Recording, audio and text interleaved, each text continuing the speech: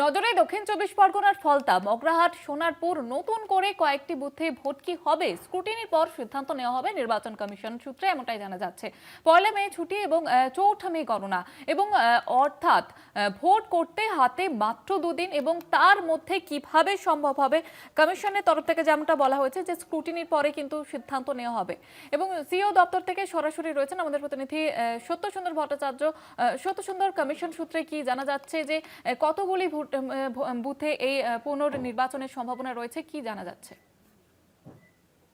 দেখো, 77টি অভিযোগ পাওয়া গিয়েছিল। বিশেষত দক্ষিণ 24 পরগনা থেকে বেশ কিছু অভিযোগ এসেছিল, ফলতা থেকে অভিযোগ এসেছিল, মগরাহাট থেকে এসেছিল, বজবজ থেকে এসেছিল এবং প্রত্যেকটি অভিযোগ কিন্তু খতিয়ে দেখা হচ্ছে বলে নির্বাচন কমিশন সূত্রে জানা গিয়েছে। এবং এর মধ্যে একেবারে জেলা ভিত্তিকে যে সমস্ত অভিযোগ এসেছে সেই অভিযোগগুলিতে বেশ কিছু জায়গায়, যেমন ফলতাতে ইভিএম এ ব্যালট ইউনিটে সেটা সেলোটেপ লাগানো ছিল, এমনটা কিন্তু কমিশনের কাছে অভিযোগ এসেছে। সেক্ষেত্রে একদিকে যেরকম বুথের ভেতরের যে ওয়েবকাস্টিং এর ফুটেজ, সেই ফুটেজ খতিয়ে দেখা হচ্ছে, তার পাশাপাশি যিনি বুথের দায়িত্বপ্রাপ্ত প্রিসাইডিং অফিসার ছিলেন তার যে রিপোর্ট রয়েছে সেই রিপোর্ট খতিয়ে দেখা হচ্ছে, রিটার্নিং অফিসারের রিপোর্ট খতিয়ে দেখা হচ্ছে।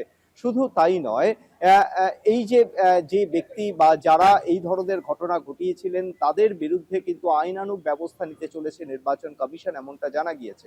তবে এই 77টি অভিযোগের মধ্যে ফলতা থেকেই 23টি অভিযোগ ছিল এবং দক্ষিণ 24 পরগনায় যেটা এখনো পর্যন্ত জানা যাচ্ছে, যেহেতু অভিযোগের সংখ্যা সবচেয়ে বেশি, অন্যান্য জেলাগুলিতেও কিন্তু যেখান থেকে অভিযোগ এসেছে সেগুলো খতিয়ে দেখা হচ্ছে। যেহেতু আগামী 4 মে গণনা, তার আগে কিন্তু এই পুনর্নির্বাচন, অর্থাৎ সম্ভবত আজকেই কটি বুথে পুনর্নির্বাচন হতে চলেছে তা ঘোষণা করবে নির্বাচন কমিশন এবং সেই ঘোষণার সাথে সাথেই কিন্তু গেজেট নোটিফিকেশন হবে এবং তারপরে কিন্তু সম্ভবত যদি আজকে সেই পুনর্নির্বাচনের ঘোষণা হয় কটি বুথে হবে, সেটা আগামীকাল সম্ভবত সেই নির্বাচন হতে চলেছে, এমনটাই কিন্তু কমিশন সূত্রে জানা যাচ্ছে। তবে সর্বশেষ যে সমস্ত স্ক্রুটিনি গতকালও নির্বাচন কমিশনের, জাতীয় নির্বাচন কমিশনের তরফে নির্দেশ এসেছিল এবং একেবারে সশরীরে বিভিন্ন যে স্ট্রং রুম রয়েছে সেইখানে গিয়ে পরিদর্শন করেছেন এবং খতিয়ে দেখেছেন এই অভিযোগগুলো সম্পর্কে নির্বাচন কমিশনের নিযুক্ত বিশেষ পর্যবেক্ষক সুব্রত গুপ্ত।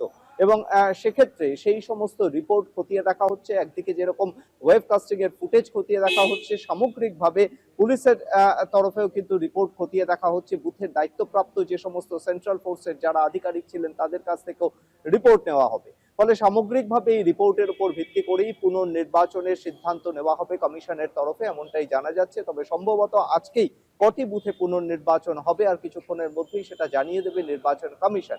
অন্যদিকে যে সমস্ত স্ট্রং রুম রয়েছে সেই প্রত্যেকটি স্ট্রং রুমের কিন্তু নিরাপত্তা বাড়ানো হয়েছে, কেন্দ্রীয় বাহিনী যেরকম বাড়ানো হয়েছে তার পাশাপাশি যে ত্রিস্তরীয় নিরাপত্তা রয়েছে গণনা কেন্দ্রে, সেই গণনা কেন্দ্রের নিরাপত্তার ক্ষেত্রেও কিন্তু কিউআর কোড বেসে যে আইডেন্টিটি কার্ড, সেই সচিত্র পরিচয়পত্র চালু করা হয়েছে এবং স্ট্রং রুমের ক্ষেত্রেও যারা ভেতরে ঢুকবেন, সিল করা যেখানে রয়েছে সেই জায়গায় যারা দায়িত্বপ্রাপ্ত আধিকারিক রয়েছেন, আগে যেরকম রাজ্যের সশস্ত্র পুলিশ ছিল, পাশাপাশি কিন্তু কেন্দ্রীয় বাহিনীকেও দায়িত্ব দেওয়া হচ্ছে এবং নির্বাচন কমিশনের আধিকারিক তারা কিন্তু স্ট্রং রুমের নিরাপত্তার দায়িত্বে থাকবে।